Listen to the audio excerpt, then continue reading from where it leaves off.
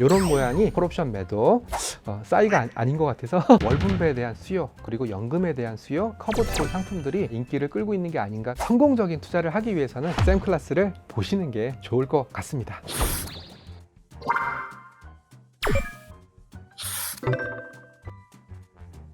안녕하세요. 삼성자산운용 최창규입니다. 오늘의 쌤 클래스 주제는 커버드콜의 기초자산들 굉장히 다양해졌거든요. 그래서 커버드콜의 기초자산들, 커버드콜 페이오프, 그리고 커버드콜에 들어가는 콜옵션 매도의 수익구조, 그리고 마지막으로 커버드콜 ETF들 현황을 설명드릴 예정입니다. 커버드콜 전략을 쓰고 있는 기초자산은 다양합니다.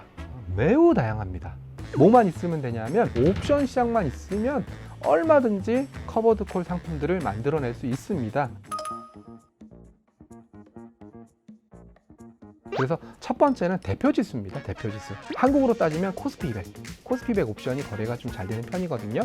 그리고 미국으로 따지면 S&P 500, 나스닥 100 이런 것들은 옵션 시장이 발달되어 있으니까 대표지수를 기초로 한 커버드콜 상품이 스탠다드다라고 생각하시면 되고요. 최근에는 이게 좀 세분화되기 시작했어요. 대표지수로 하니까 좀 움직임들이 좀 약하니까 나는 개별 종목으로 좀 해줘. 그래서 최근에는 테슬라, 엔비디아, 애플 이런 개별 종목 커버드콜 상품도 굉장히 인기를 끌고 있습니다. 커버드콜은 보통 만기를 한 달 단위로 설정을 하거든요. 그러다 보니까 좀 월분배 이런 식의 시장 수요가 좀 늘어나면서 배당을 좀 골고루 분산되어 있는 그런 바스켓을 기초지수로 한 커버드콜 상품들이 아마 인기를 끌고 있는 게 아닌가. 그래서 고배당 지수, 배당 성장 지수를 커버드콜의 기초자산으로 최근에는 좀 많이 쓰고 있다. 기초자산도 굉장히 다양하게 변화하고 있다라고 생각하시면 좋을 것 같습니다. 그렇다면 커버드콜의 기본적인 페이오프예요. 콜옵션 매수,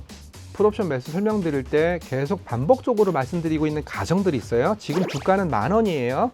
11,000원에 살 수 있는 콜옵션을 매수했어요. 그러면 페이오프는 어떻게 그려지냐면 10,000원 이하에서는 저는 100원만큼 손해가 발생하고요.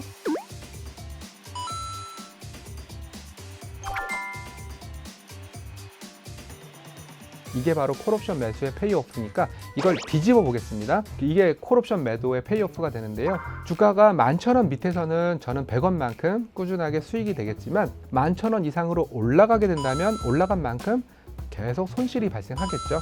12,000원이 됐다. 저는 11,000원에 팔 수 있는 권리니까 1,000원만큼 손실이 발생하고요.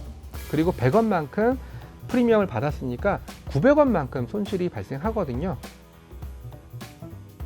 근데 이때 이 주식을 들고 있었다라고 가정한다면 주가가 올라가는 만큼 콜옵션 매도에서 손실이 나지만 종목을 매수하고 있으니까 주가가 올라가는 만큼 손실이 발생한 콜옵션 매도의 손실을 그 주식이 만회해 주거든요. 그래서 11,000원 이상부터는 페이오프가 이렇게 수평이 될 겁니다. 그리고 기초자산을 매수하고 있으니까 기초자산 가격이 10,000원 밑으로 떨어진다면 떨어지는 만큼 손실이 발생하지만 저는 얼마만큼 입장료를 받았죠? 맞습니다. 100원만큼 입장료를 받았으니까 그냥 기초자산을 갖고 있었다면 떨어지는 것만큼 손실이겠지만 저는 100원만큼의 프리미엄을 먼저 수취했기 때문에 그냥 갖고 있었을 때보다는 100원만큼 덜 떨어지는 그런 수익 구조를 갖고 있을 겁니다.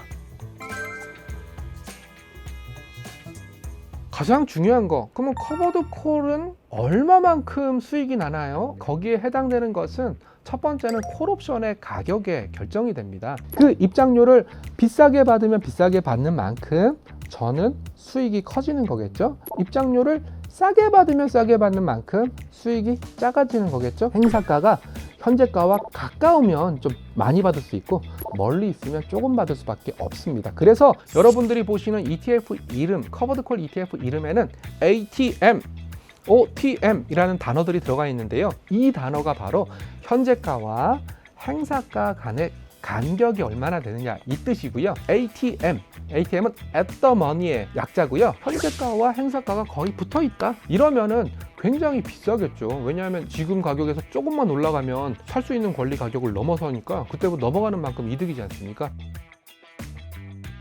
OTM은 out the money의 약자고요. 10,000원 거래되고 있는데 11,000원에 살 수 있는 권리 한 10% 올라야 되니까 이거는 한 100원, 200원? 이 정도 거래가 되겠죠. 콜옵션의 가격은 좀 쌀 수밖에 없다.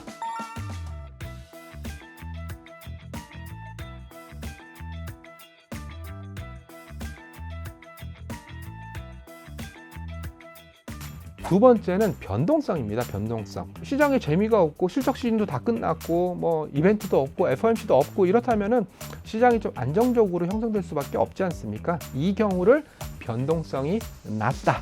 그럼 옵션 가격도 떨어진다. 그리고 옵션 가격이 떨어지면 당연히 월분배되는 분배금도 떨어질 수밖에 없습니다. 그리고 세 번째는 만기입니다. 만기. 옵션은 일종의 권리, 그리고 또 내가 얼마의 가격에 팔겠다, 사겠다라는 것을 정해놓은 계약이기 때문에 날짜가 있습니다. 놀이동산에서 발행한 입장할 수 있는 권리 증서를 구매를 했어요. 근데 당장 내일까지예요. 내일까지 입장 안 하면 그 권리 증서는 날아가는 거예요. 내일까지 쓸 수 있는 입장권 증서가 비쌀까요? 아니면 1년 내도록 쓸 수 있는 입장권 증서가 비쌀까요? 당장 내일까지 안 가버리면 그건 날아가지 않습니까? 당연히 싸겠죠. 이게 바로 잔존 만기입니다. 그래서 잔존 만기가 긴 콜옵션 같은 경우에는 가격이 좀 비싸고, 잔존 만기가 내일이다, 다음 주다 이러면 좀 가격이 싸기 때문에 행사가 현재가와 가까운지 먼지, 변동성, 그리고 잔존 만기, 유효 기간이 긴지 짧은지 요거까지 생각하시면 콜옵션의 가격이 내가 원하는 수준까지 나오겠어, 또는 좀 낮게 나오겠는데, 이런 것들을 가늠할 수 있으니까 요것도 고민을 해보시면 참 좋습니다. 자, 그렇다면 커버드 콜 전략은 어떻게 써야 돼? 커버드 콜은 완만한 상승, 이 행사가를 넘어서지 않는 그런 완만한 상승, 또는 횡보장에서 횡보가 예상될 때 쓰는 게 좋고요. 그리고 또 완만한 하락도 좀 괜찮은 것 같아요. 올라가긴 올라갈 것 같은데 좀 최근에 좀 주가가 재미가 없네, 이런 경우에도 커버드 콜 전략을 쓰는 게 상당히 효과적이고요. 반면에 너무 급등한다든지 너무 급락한다든지 이렇게 방향성이 명확할 때는 커버드 콜 상품도 좀 제 역할을 못하니까 그런 것들을 염두에 두시면 좋을 것 같습니다. 자, 그러면 커버드 콜 ETF들 굉장히 많습니다. 커버드 콜 상품을 보실 때는 첫 번째는 어떤 기초자산을 기반으로 하고 있는 커버드 콜 ETF 상품이냐, 이게 제일 중요합니다. 아무리 그래도 좀 주가가 완만하게 상승하는 게 가장 좋거든요. 주가 상승분도 누릴 수 있고 또 콜옵션 매도에 따른 프리미엄도 수취를 할 수 있으니까 완만한 상승이 예상되는 그런 기초자산을 고르는 게 가장 중요하고요. 그리고 두 번째는 콜옵션 매도 행사가를 좀 생각을 하셔야 되는데요.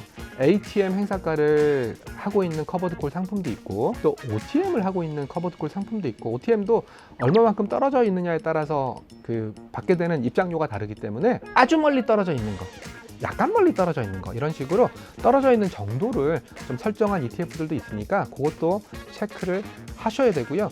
그리고 또 이거는 최근의 트렌드이긴 한데, 콜옵션 매도에서 연 10% 주겠다, 연 7% 주겠다, 연 3% 주겠다, 이렇게 아예 줄 수 있는 프리미엄 금액을 수익률로 정해놓고선 그 정해진 수익률 범위를 맞추기 위해서 행사가를 유동적으로 변동시키는 그런 류의 커버드 콜 상품들도 있으니까 이제는 좀 공부를 하실 필요가 있습니다. 조금만 더 구체적으로 설명을 드릴게요. 커버드 콜이라는 명시적인 단어를 안 쓰고 있는 커버드 콜 상품들도 있어요. 어떤 단어를 쓰고 있냐? 프리미엄이란 단어를 쓰고 있어요. 아마 프리미엄이란 단어가 좀 낯선 분들도 계실 텐데, 그 ETF 이름에 프리미엄이 들어갔다. 그러면 이거는 커버드 콜 전략을 좀 쓰고 있구나. 아마 커버드 콜이라는 단어가 주는 좀 거부감이라든지 난해함 때문에 프리미엄이라는 용어를 쓰는 것 같습니다. 제가 요즘 커버드 콜 ETF가 왜 각광을 받고 있냐라고 말씀을 드렸냐면, 이제까지는 연금을 모아서 연금 자산을 모아서 노후를 대비하자라는 마인드가 강했지만, 모아놓은 연금 자산에서 받은 인컴으로 생활을 하자라는 니즈가 많이 생겨나고 있어요. 좀 안정적으로, 기초지수도 좀 안정적으로 좀 무언가가 나왔으면 좋겠다라는 생각들을 많이 하고 계시기 때문에 미국 배당 성장, 미국 배당 귀족처럼 안정적으로 배당이 나오는 그런 종류를 커버드 콜의 기초자산으로 삼고 있는 ETF들이 많이 등장을 하고 있습니다. 나 얼마 들어오는데 세금은 얼마 나와? 이게 이제 가장 근간이 될 텐데요. 커버드 콜은 크게 보면은 기초자산에서 나오는 분배, 그리고 콜옵션 매도에서 발생하는 분배, 그리고 두 가지에서 다 나오는 분배, 이 세 가지로 구분을 할 수가 있습니다. 기초자산에서 나오는 분배에 15.4% 배당소득세 과세하게 돼 있고요. 기초자산에서의 분배와 콜옵션 매도에서의 분배를 합칠 경우에도 배당소득세 15.4%를 과세하게 돼 있습니다. 기초자산에서 분배가 안 나오고 오로지 콜옵션에서만 분배가 나오는 경우도 있는데, 콜옵션 매도는 과세 표준에 잡히지 않으니까 이런 달에는 분배 금액 전액을 받으실 수가 있습니다. 세금 떼지 않고요. 이것도 꼼꼼히 체크를 해보시면 좋을 것 같습니다.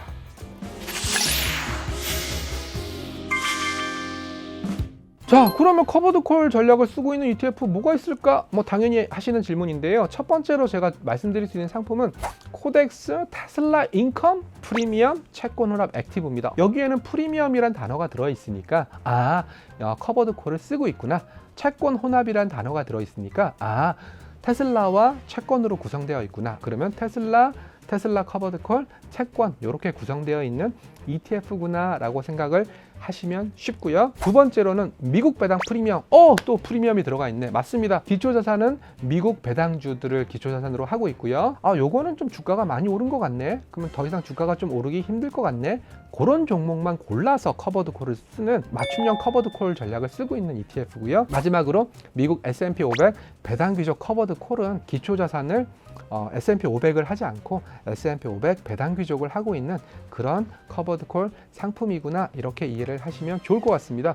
커버드 콜이라는 전략 하나만으로도 최근에는 이렇게 다양한 ETF들이 나오고 있으니까 꾸준히 공부를 하시면 도움이 되실 것 같습니다. 자, 이상과 같이 샘클라스 커버드 콜에 대해서 2부에 나눠서 한번 강의를 해봤는데요. 맞습니다. 어려워요. 성공적인 투자를 하기 위해서는 샘클라스를 보시는 게 좋을 것 같습니다. 앞으로도 이런 유의 상품들이 나올 때마다 좀 공부를 하시고 연구를 하시고 그러셔야 된다라는 말씀 당부드리겠습니다.